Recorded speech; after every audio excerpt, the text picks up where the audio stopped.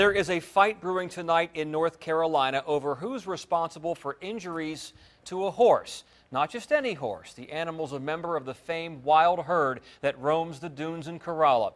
It's a battle that pits local environmentalists against the local power company.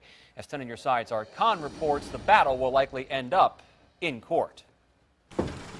It has been a long journey for the horse named Rainbow. Rescued from the dunes in Corolla 4 years ago with a near-fatal puncture wound in her chest. Here at Island Farm, just about 6 weeks ago, Rainbow had another accident that nearly took her leg and her life. When I saw the initial injury, I thought, how did this horse even possibly make it? If she was a cat, she's used up 2 of her 9 lives because this was a really horrific injury.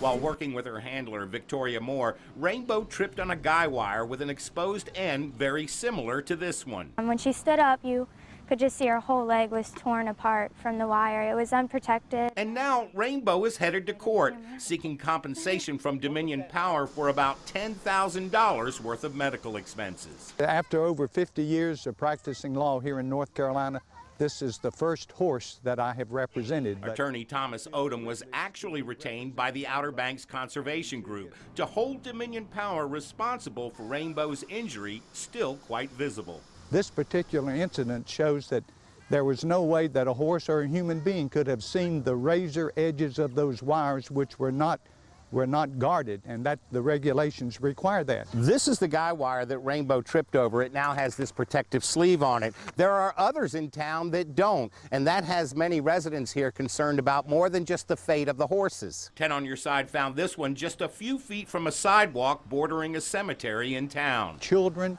and pets, the elderly, they are subject to having some very severe injuries. The Corolla Wild Horse Fund hopes this incident brings attention to the plight of the unmanaged herd roaming the dunes far from any power lines. Our herd is experiencing tremendous genetic decline right now. We're seeing horrible birth defects. In Manteo, North Carolina, Art Khan, 10 on Your Side.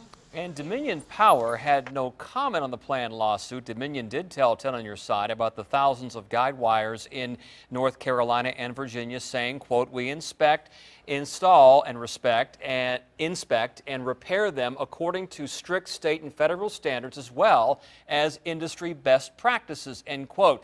The company encourages customers to notify them of any locations that require adjusting.